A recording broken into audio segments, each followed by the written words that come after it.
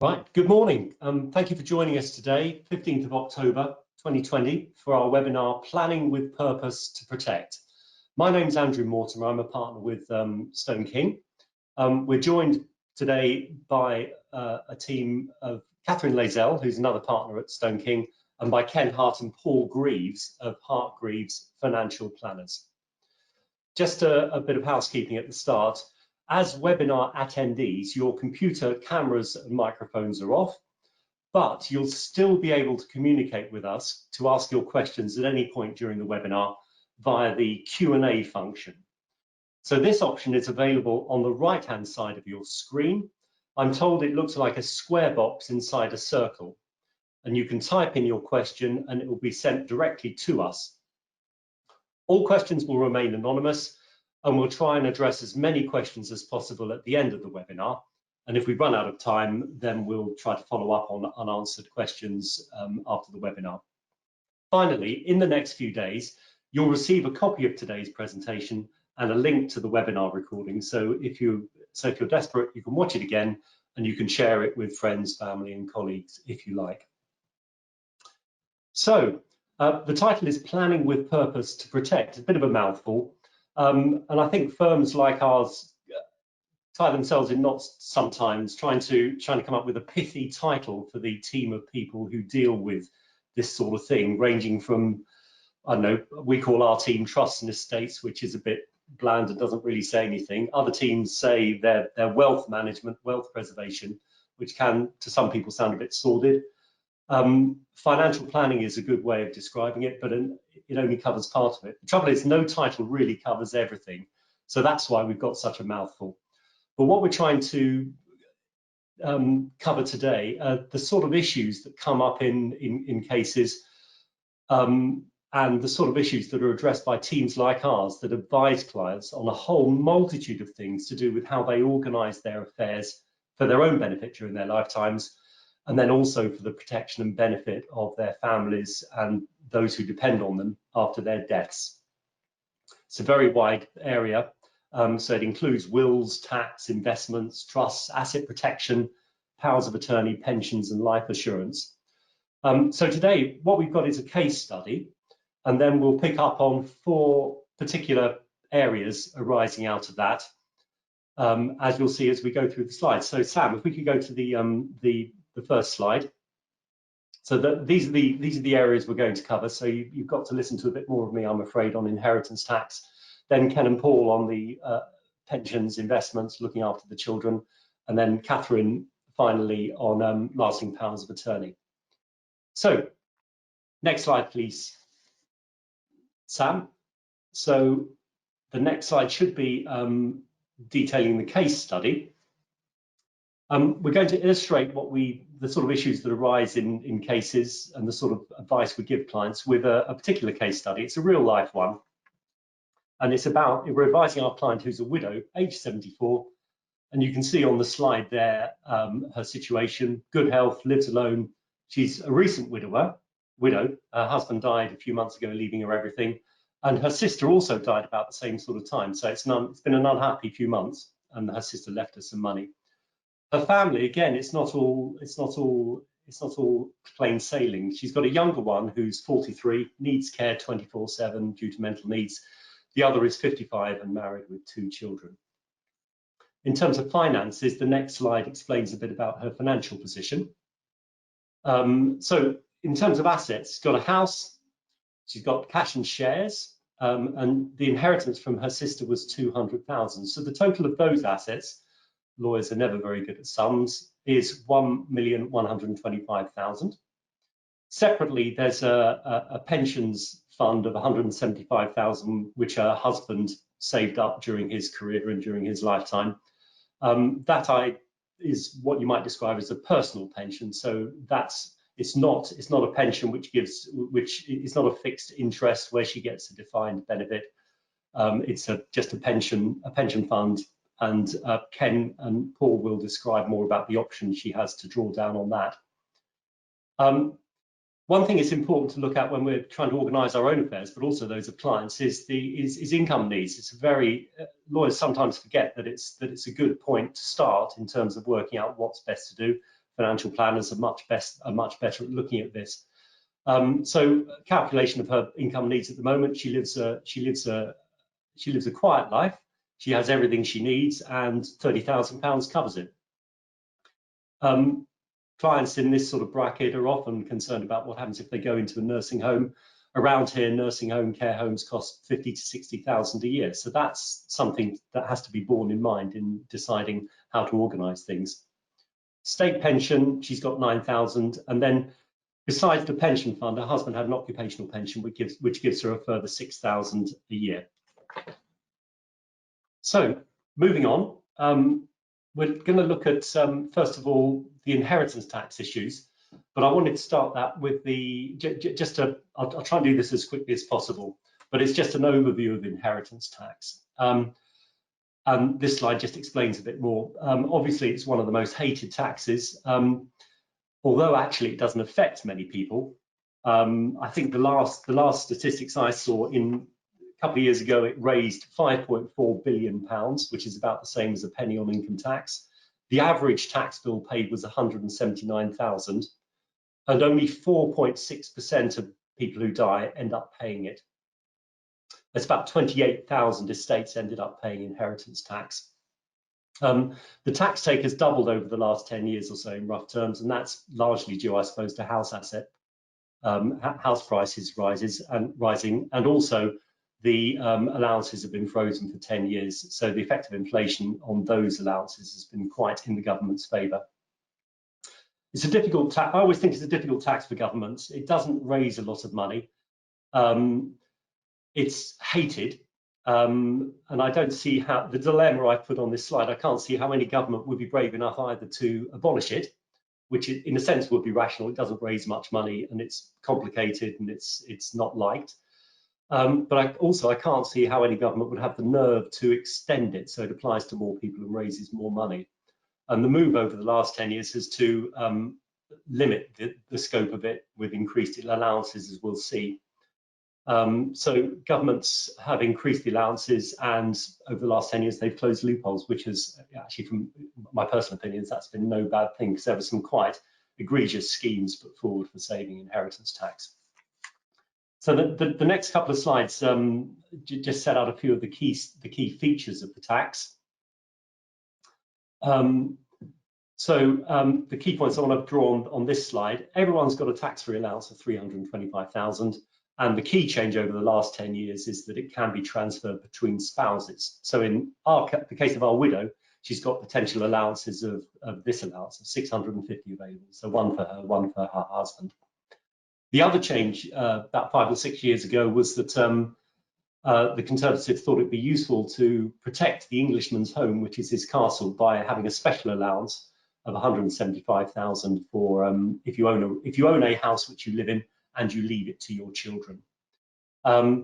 There's all sorts of debate about whether it's a sensible allowance or not. It doesn't favour those who don't marry, don't have children, or choose to have rental accommodation. But again, it's valuable for married couples, so another 350,000 potentially available.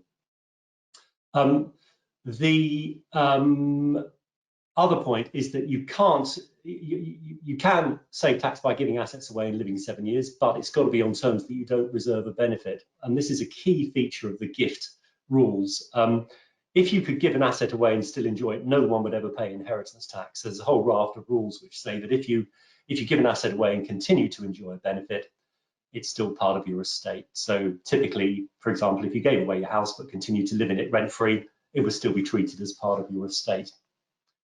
The next slide sets out some of the key exemptions we've got to think about. So gifts between spouses are exempt. So in the case of our case study, when the husband died, leaving all his assets to our clients, there was no tax bill. Gifts to charities exempt, and there are some other tax exemptions listed there. In terms of practicalities, when someone dies, you have to pay the tax due before you can get a grant of probate. That's the deal, I'm afraid. And the other point I want to draw out on this slide, which is relevant to our case, is that if you give away what you inherit within 2 years of someone dying, then it's tax-free. So if we move on to the case study and just look at the key inheritance tax issues here. Sorry, but first this slide. Are there going to be any changes? Hard to say. Some governments think, well, actually, two things aren't very well taxed in this country, they would say. Some people would say it's wealth and property. However, I'm dubious as to whether any government would extend the tax. There may be some more tinkering, particularly on agricultural and business property, possibly the 7-year gift code. So moving on to the case study. So if nothing is done, she's got two allowances, two personal allowances, 325,000, one for her, one transfer from her husband. She also has an allowance for her house, which she lives in, and as long as that passes outright to a child, she's got another allowance. Potential maximum is 350. That's 175,000 for 175,000 for her husband. But here the house is only 325, so that's the limit of the relief at the moment. The pension fund is in a trust already, 175,000, so that's outside her estate, no tax on that. Total assets apart from the pension, 1.125 million, and the tax bill, £60,000. Doesn't sound very much, but it's still, you know, when you wind up an estate and you have to pay a check for a huge amount of money to the revenue, you suddenly realise how painful the tax is and how hated it is. But effectively, that's 4.6% of all the assets available. So if you look at the percentage, it's very small, but actually it's still a huge amount of money. Is there anything we can do about it? Well, let's move on to the next couple of slides. And I've got two things. However, this slide starts with the first thing that she probably can't do. I said before that if you give away an asset and live 7 years, it's free of tax. But here, I suspect that's probably not possible because of her income needs. She'll need all the assets she has, I think, to generate the sort of income she needs. So there's not really any scope for giving assets away. However, the second point, very sad her sister died, but it does open up a planning opportunity, a chance to save tax. So if within the next 18 months, in other words, before 2 years of the anniversary of her sister's death, our client gives away what she inherits, that gift will be immediately free of tax, regardless of whether she dies the next day. And that's because of the fiction that if you give away what you inherit within 2 years, pretty quickly after the person dies, then the gift you make is in fact treated as being made by the person who's died. And that's important here because what the sort of solution that would be suggested here is that because she needs the income, because she needs access to what she's inherited, she'll have a have your cake and eat it situation. So what we would normally suggest is that she sets up a trust to hold the inheritance. She's a beneficiary, her sons and grandchildren are beneficiaries. If you set up that sort of trust during your lifetime, the money would still be treated as part of your estate because you've given the money away, but you've reserved a benefit because you put it in a trust of which you're the beneficiary. But because you're doing it by varying the sister's will, the trust is treated as having been set up by the sister, so the reservation point doesn't arise. So if she does that, then her net estate goes down, well, ignoring the pension, of course, goes down to 925,000, and that's covered by the allowances we saw on the last slide are available, with a bit of an allowance for capital growth. Ken and Paul will talk about how to invest the money in the trust. If we go to the next slide, please, Sam. The other thing I would suggest is the point at the very, this is the last slide on inheritance tax, you'll be pleased to see. We've got to make sure the house passes outright to the older son, because if it passes into a trust, we don't get the residence allowance, which we, as we saw before, was 325,000. So the key planning point here is how to divide up her assets when she dies. So she's got two sons. Is 50-50 split right? You probably have to look at the needs of the younger son to decide whether or not that question is right. It could be half the estate. To hedge her bet, she could leave a will leaving everything into a discretionary trust and leave the executors to make the appropriate split at the time. But however the executors make the split, they need to make sure that the house goes to the younger son as part of his share in order to get the extra tax relief. That's the end of my bit, so I'll hand over now to Ken and Paul.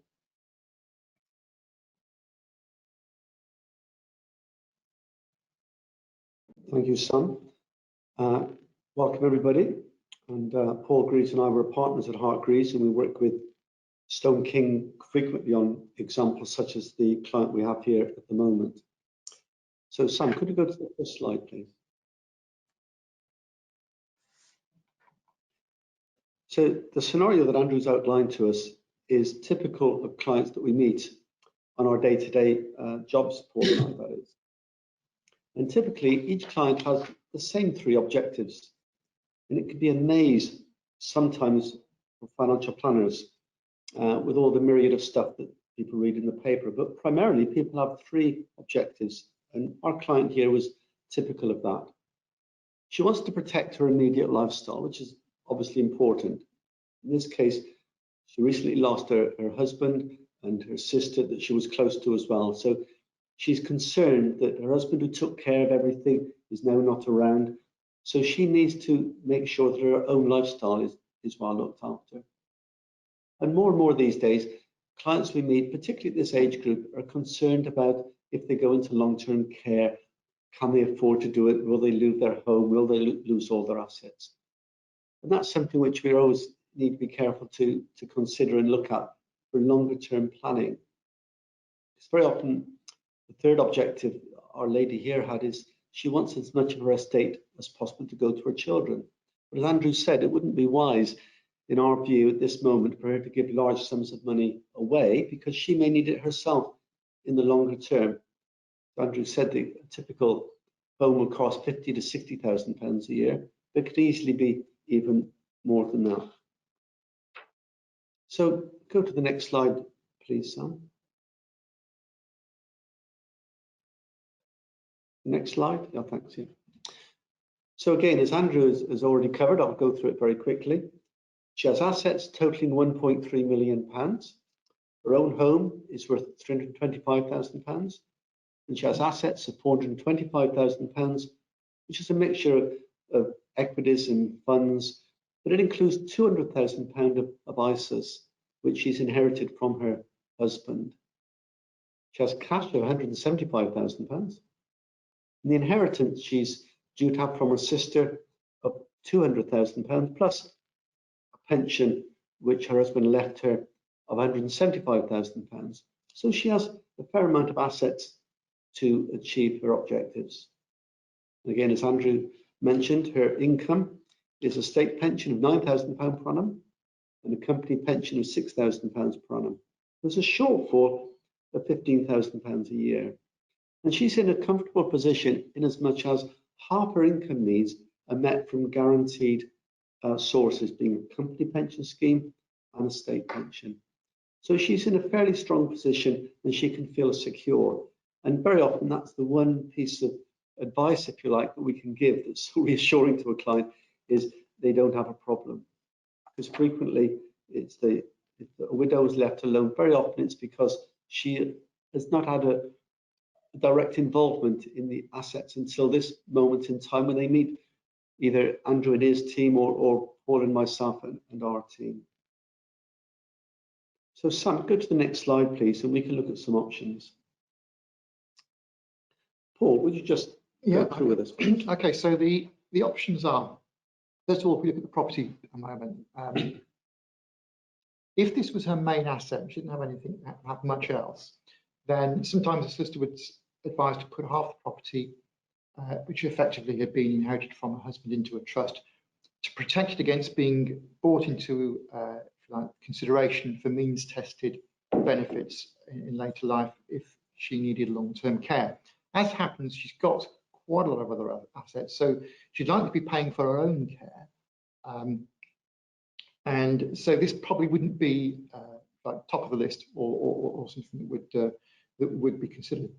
If we move on to the pension, there's a few important points to understand here. First thing is the pension is almost always outside of someone's estate for inheritance tax consideration. So it's only very rare circumstances do HMRC, if you like, take a pension into account or try to, and that's primarily where someone in ill health has transferred in the 2 years before they died. But that is incredibly rare. It kind of, in our little world, it generally makes a financial press. And there was a case recently that went to several layers of court rulings before it was finally ruled on. So usually the pension is outside of the estate, and the pension company or the pension trustee has discretion as to how they parcel out the money, how they distribute the money that's in the pension fund. And the pensioner, the late husband in this case, would hopefully have been encouraged to do what's called a nomination of beneficiary form and actually say who he wanted to have the money. Now, there would be, in a case like this, an inbuilt assumption, even if he hadn't done a form like that, there would be an assumption that his wife, his widow, was going to get the money. But the options are for the money to be paid out as a lump sum, either to the widow or to the sons, or typically at least the older son, and perhaps for the younger son in trust, or to have a kind of a drawdown, a pension income being drawn from the fund. You mentioned before it will be tax free to this lady because he was under 75 when she inherited it. Would it be tax free to the children if money was given up? Right. So yes, let's just talk about it a moment. So we're assuming here that they were the same age, that he died under 75, as indeed she is currently under 75. In which case, money is all tax-free, whether it's paid out as an income or as a lump sum. If he had died after 75, he'd been aged over 75 at the time of death, then the money is taxable, but it's income tax, it's not inheritance tax. It's taxable in the same way as if it would have been if the husband's still alive and he was drawing some pension down from the fund. So one important thing, if the husband died under 75, the money is now available tax-free.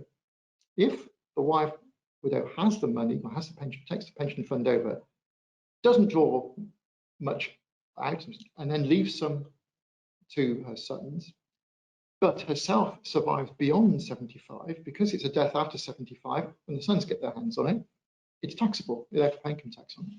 Is there a way of avoiding that? Well, the obvious way to avoid that, I suppose, is for the sons to have it and not the wife. But that might be, even if she doesn't definitely need it, that might make her feel a little bit uncomfortable, especially as far as her future long-term, possibly long-term care needs are concerned. So one thing they could do in this situation, if the pension money is available tax-free, is actually, as has been done with the deed of variation with the sister's estate, is actually have the pension money paid into a trust as well. And that, if you like, preserve the tax-free nature of it, although trusts themselves do have to pay some tax on an ongoing basis, but it was, as kind of outlined in a moment, that can be mitigated. But it means that there's no income tax. That effectively, that tax-free nature of it is largely preserved by putting it into a trust. So there's a few options with pensions on death, but the important things to remember is that they're usually outside of one's estate for inheritance tax planning, and it is quite important to do a nomination of beneficiary form, because one of the options, which is the option to have a drawdown income, would only be available to the sons if they'd been nominated. They could have had a lump sum if the wife was stuck, I don't need this, and it's tax-free, so let's put it straight to the benefit of the sons. It could have been paid out as a lump sum, but it couldn't be paid out as tax-free drawdown unless they'd been nominated. So it's worth putting them on nomination form. If it went into a trust, we've got here, we'll just explain, would the trustees then pay high rates of tax on that if it was paid out into a trust? Right, so if money is paid into a trust, if the man died before 75, it can be paid straight into a trust with no tax payable at that point. And then when the money is paid out of the trust, there's potentially some taxation, but not full rates of income tax, and that's only if the trust has been going for 10 years as well. So there's potentially some there's potentially some tax on the growth in the trust, but the fund itself and the tax-free nature and payment out of it is essentially preserved by putting it into a trust. One thing about nomination of beneficiaries before we go on to the next section is that if you want to make a pension available for nominees drawdown, you only have to put, say, 1% for each of the sons. You just got to get them in the reckoning, so to speak, in terms of the nomination of beneficiary form. So Let's talk a little bit about how we structure trust investments to make them as efficient as possible. Ken's done quite a lot of work in this area. So Ken, do you want to take us through this one? Sure, yes. So the next slide, please. Sam, I was there. You're ahead of me, Sam. So looking here at the inheritance from the sister. So as Andrew mentioned, you can do a deed of variation within 2 years of someone dying as if they themselves had done it. So it's just as if the sister had left this sum of money into a discretionary trust. The advantage of this is that if it's in a discretionary trust, then if she does need assessing for long-term care at any point in the future, it's discretionary on the trustees whether she has it or not. She doesn't have an outright right to it.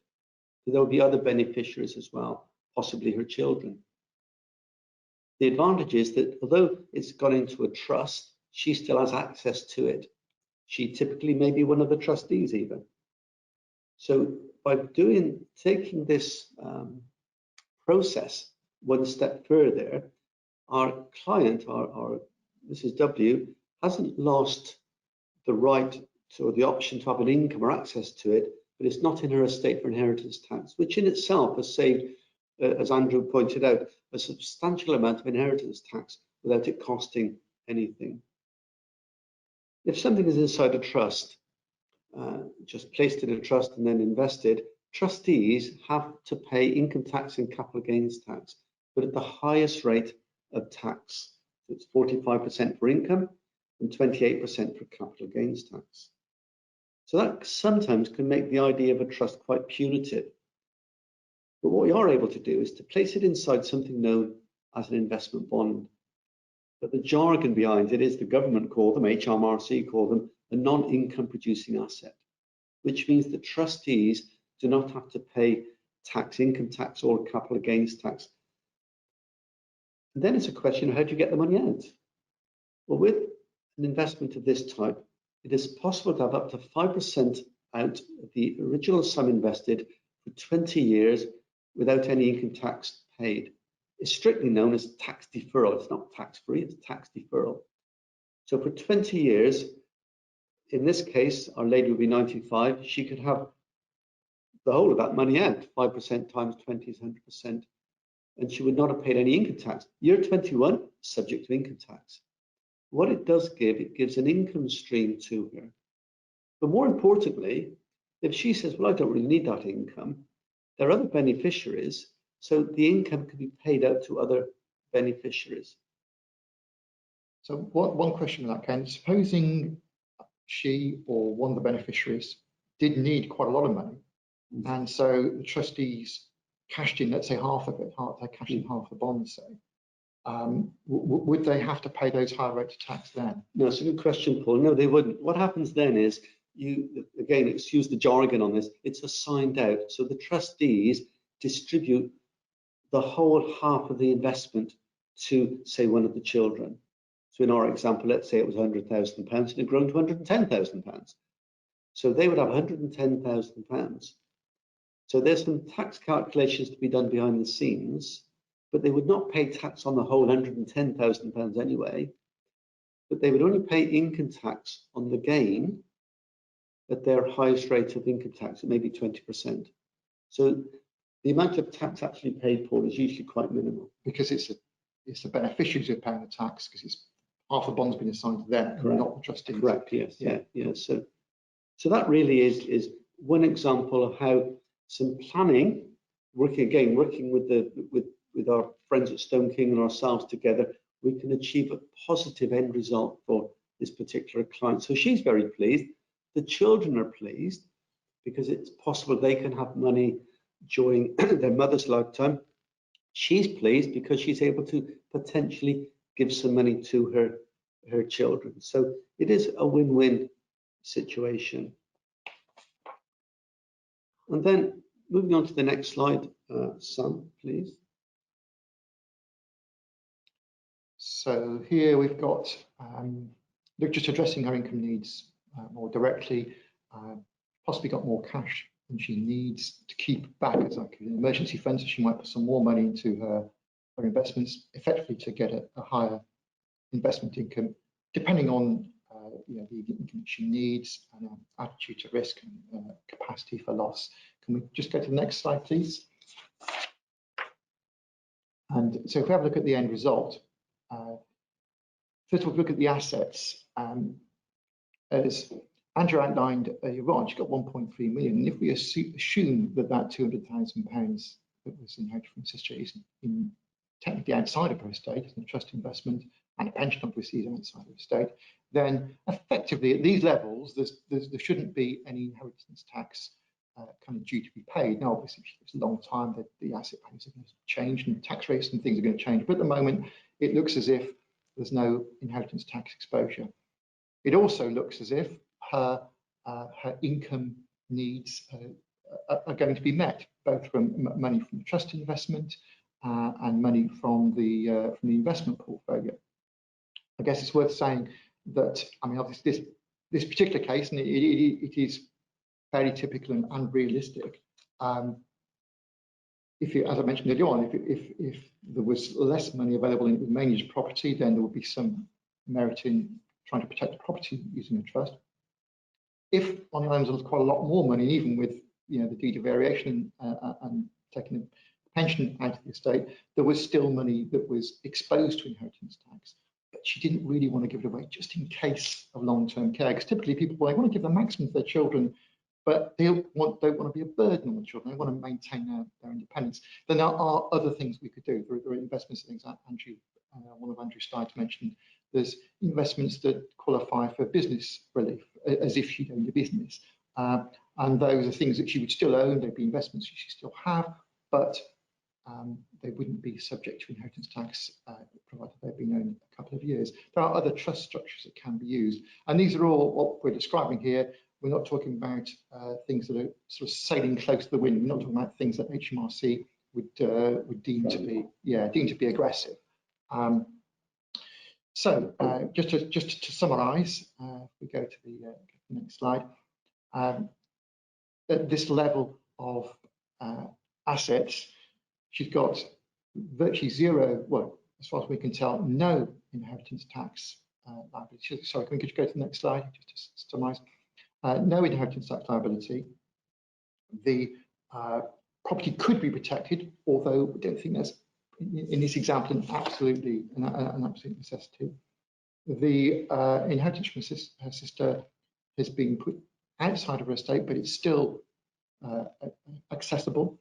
And the pension fund, first of all, is outside of her estate anyway, but that too can be preserved either by using a trust or by giving some of it to her sons. If you like, the income tax efficiency that can also be preserved. So overall, her income needs, her potential for independence while paying for her long-term care needs, and maximising the funds going to her children, those objectives, if you like, from an overall perspective, are being met.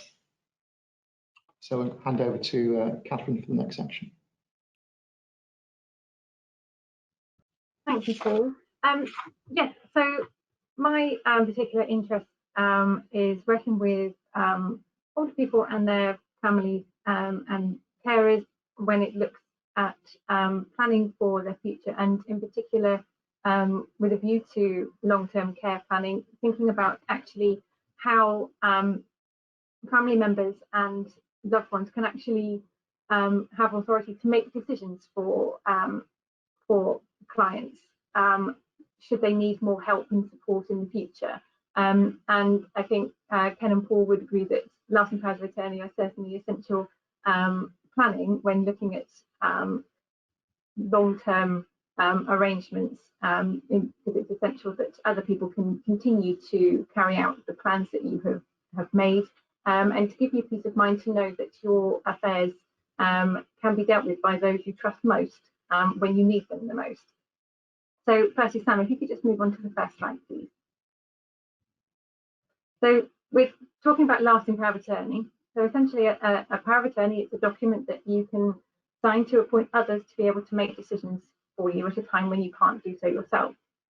Lasting powers of attorney are particularly important because they are still capable of being effective in the event that you should lose your mental capacity and be mentally unable to manage decisions. there are two types of lasting power of attorney. One that deals with decisions about your property and financial matters, and then a separate document that covers decisions about health and care matters. They are two standalone documents. You can make either one or the other. You can have the same attorneys for both types of decision, or you can appoint different people for different aspects of your affairs. But they are both very powerful documents, and they give a lot of authority to other people. So the choice of your attorney is absolutely key when considering lasting power of attorney. You need to think about how well they know you. Do they have the right skills to manage your affairs? Can you rely upon them to make the decisions that you would want to be made in your best interest at a time when you can't do that yourself? So if you could just move on to the next slide, please.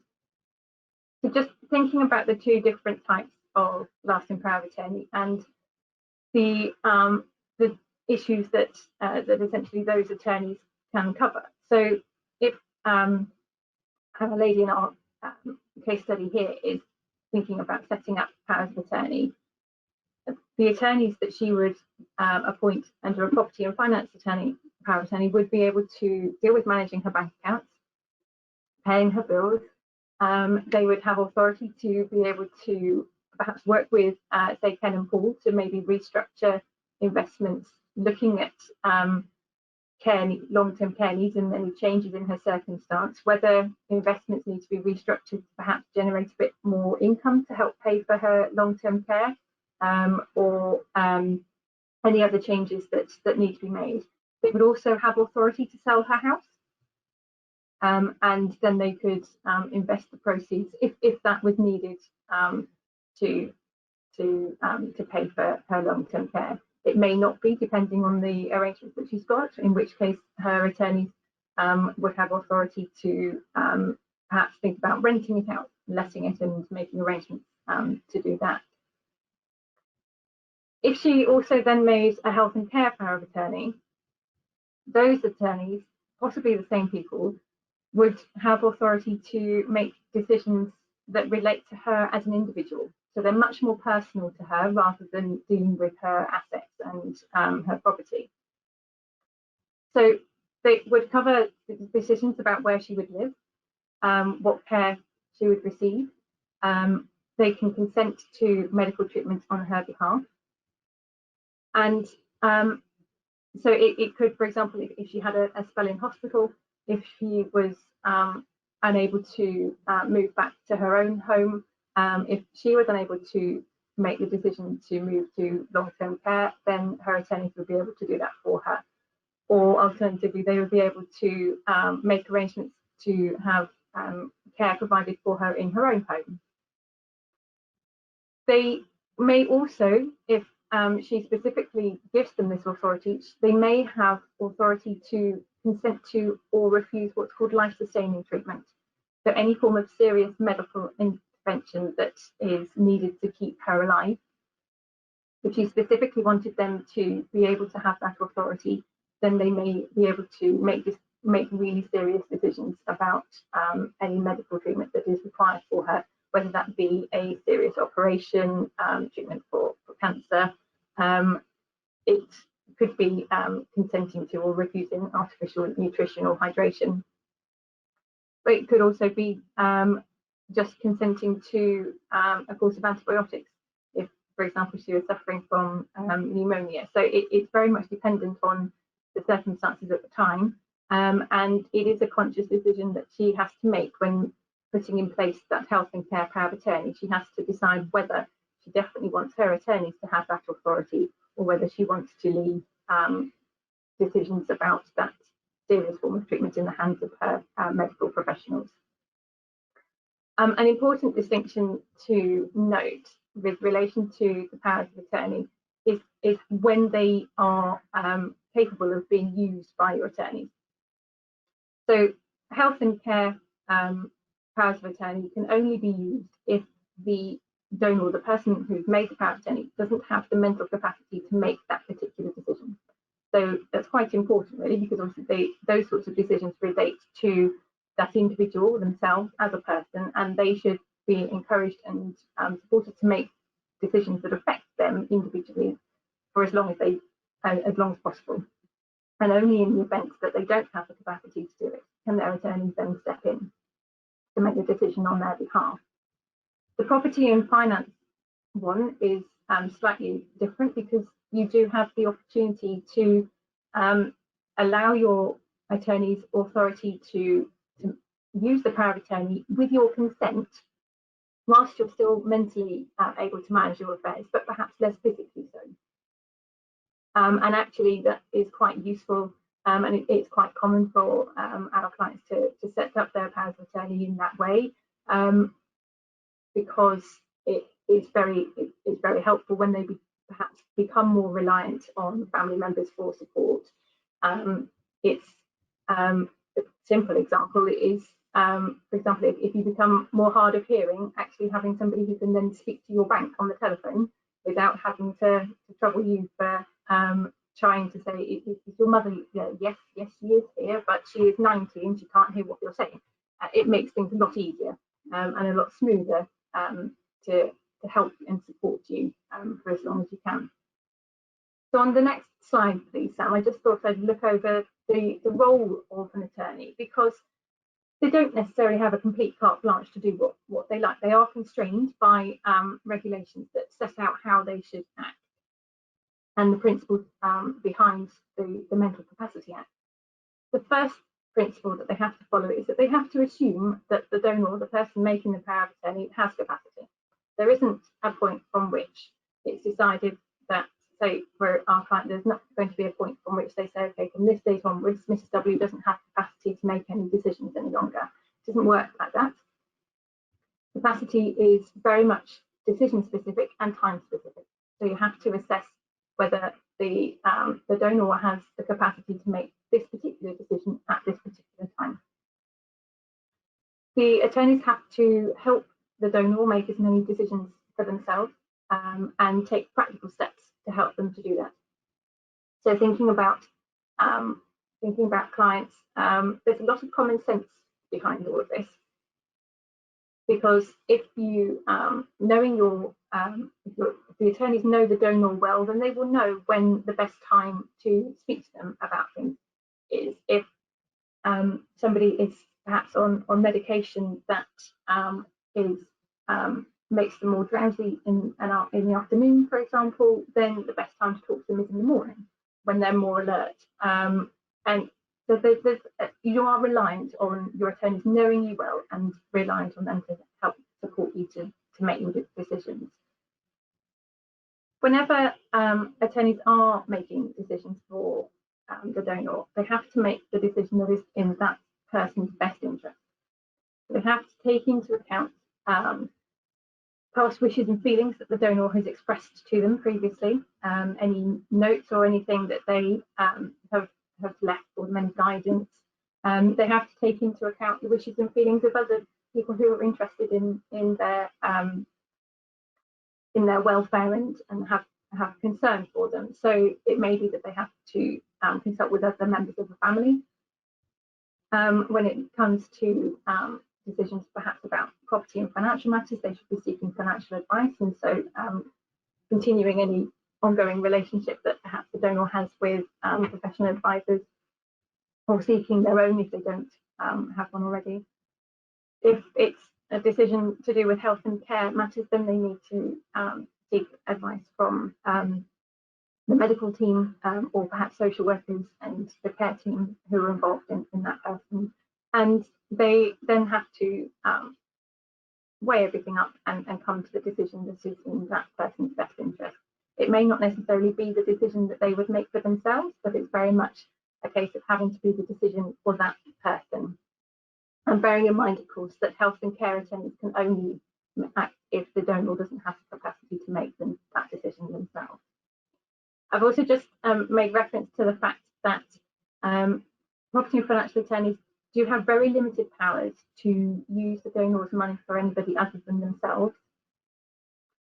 So they have very limited powers to make gifts, and it may be that if some planning needs to be, financial planning needs to happen, It may be that the attorneys don't actually necessarily have authority to make significant gifts, thinking about inheritance tax planning, for example, in which case they would then need to make an application to the Court of Protection for specific authority to do that. I thought I would also, just bearing in mind the current climate that we're all kind of having to operate in at the moment, I just thought that I would just touch on the practicalities of actually making a power of attorney at the moment, because powers of attorney, they still need wet signatures in order for them to be effective. So on the next slide, yeah. So I just thought I'd just touch on making a power of attorney and trying to do so at the moment. It is possible. We are helping clients to make documents. We obviously, if we're seeing clients, we're making sure that we're following all the government guidance on social distancing. Your donor signatures need to be witnessed on a power of attorney, and the witness needs to be physically present when they see them to sign it, but that doesn't mean to say that physically present means right next close to them. As long as you can see the document and seeing them sign it, then you can maintain 2 meter distance and you can still witness the document. Sensible things like not using the same pen and perhaps wearing gloves might be sensible. Powers of attorney, throughout the process, there are a few safeguards involved to protect the donor when making a power of attorney. One of which is that you have to have somebody independent of the donor and the attorneys sign up to confirm that the donor has the capacity to make the power of attorney in the first place. So you can discuss power of attorney with the donor, and we are using video technology to do that, and using things like WhatsApp and FaceTime, making sure obviously it's a private call and that nobody else can join in on the call. But it's certainly not in, it's things that we can get over and things that we can work around when putting that in place. And similarly, I just also wanted to think about, there may be some of you who are already appointed as attorney for others, and just wanted to touch on how you can continue to carry out your duties as an attorney, because obviously it involves a lot of liaising with the donor themselves. So Sam, if you could just move on to the next slide. So again, just making sure that you're following distance on the guidance on social distancing, keeping in touch. You can keep in touch via telephone, video calls if possible. I know that obviously there are restrictions on visiting people in care homes at the moment, but I think care homes are beginning to facilitate people being able to visit, possibly even if it's just outdoors, although at the moment if the weather turns colder, I think they're going to need to have to start rethinking that. I'm not sure how many care home residents can really be sitting outside in the cold in for half an hour at a time or so. But there are ways of keeping in touch and visiting them. If considering, is a decision urgent? Does it need to be made now this minute? Can it be delayed until such time as you've actually been able to go and visit or speak to the donor? Thinking about more practical steps about making arrangements for handling their shopping, even using perhaps like Tesco deliveries rather than doing the shopping yourself. But always do keep in touch with the donor and maintain that relationship, and keep talking to them, because that's the only way that you can ever know what their wishes would be about things. And I would encourage families to try and be as open as possible when it comes to planning, even when it's in the context of perhaps putting in place the arrangements that Andrew, Ken and Paul have been talking about previously. If the family as a whole know what the intended outcome is, then there won't be any surprises further down the line, and everybody knows where they stand and what everybody's intentions are. And then lastly, of course, attorneys must always act in the donor's best interest and do what is right for them. I think there's just a couple of useful links on the last slide. Firstly, about being an attorney during the coronavirus outbreak, but also then the Mental Capacity Act Code of Practice, which is a very lengthy, detailed document that sets out the rules and principles that that attorneys must follow, and also is very helpful guidance as to how to act as an attorney for somebody else. That brings us to the webinar presentations to a close. Sam, do we have any questions? Hello, yes, we do actually. I'm just going to pull those up 1 second. So if I can ask the presenters, just make sure you're unmuted so that you'll be able to answer the questions. So we have one question. The lump sum pension of, say, £200,000, which she receives from the husband, would it go in her estate for IHT when she dies? I think that was part of Ken and Paul's presentation, actually, that part. Yeah, I can take that one, yes. So if somebody, if she took the money out of the pension and then she died, yes, it would then be part of her estate. It would sort of cease to be pension money. So if she didn't need to spend it, if she didn't need it, then the logical thing to do would be to leave it in the pension, where it's still outside her estate, or as we discussed, maybe have it paid by the pension fund into a trust. So it's available. But yes, unless you're actually going to spend it, leaving it in the pension or putting it into a trust would appear to be the logical options. What you don't want to do is take it out and then just have it sat in the bank account waiting to be part of your estate when you die. Fab, thank you. So next question, is future care insurance worth considering? I'd take that one as well. It's not really available at the moment.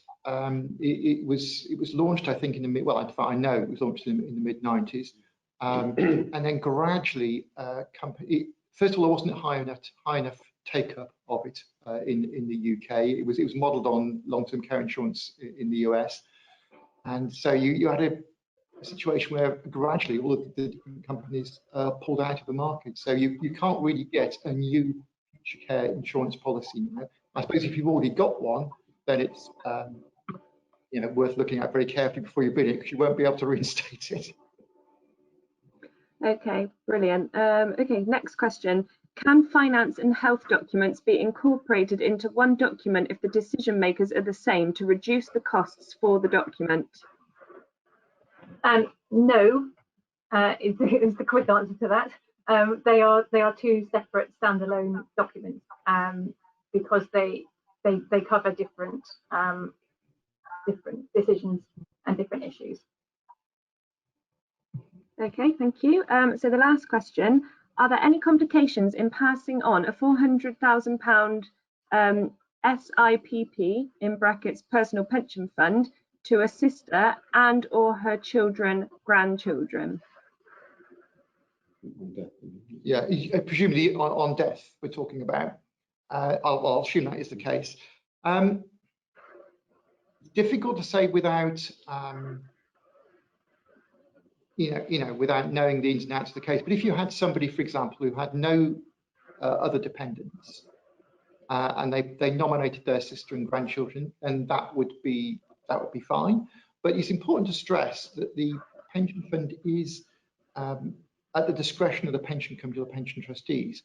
So, to take a bit of a flippant example, if the nomination was in favour of the 25-year-old girlfriend and completely ignoring their wife for 30 years, then maybe the pension trustees wouldn't go along with it. So the pension trustees do have discretion. If you want to leave a pension fund to sister and grandchildren, put that on a nomination form. But if there are other dependent relatives who've got a good case for needing some support, then the pension company would look very closely at that before doing it. If I can come in there, I've had a case where a pension company has paid out to a brother of someone who died. I think they took into account that the brother was the beneficiary under the main beneficiary under the will. Yeah, I mean we've got clients who have got who have deliberately left or asked for their pension fund to be given to their kids, because if assuming they die first, they know that their spouse is going to be absolutely fine financially, and they don't kind of want money being paid out unnecessarily to the spouse and possibly getting included in her estate and inheritance tax. But they, you know, they've got to be. I'm sure when the time comes, the pension company is still going to look at it quite carefully to make sure that, you know, the spouse is okay and is being looked after before they just happily pay it all out to the children. Okay, fab, thank you. So we've had one more question, and that was just, are the presentation slides going to be shared with all of the delegates after the webinar? The answer to that is yes, we will circulate those to you after this is finished.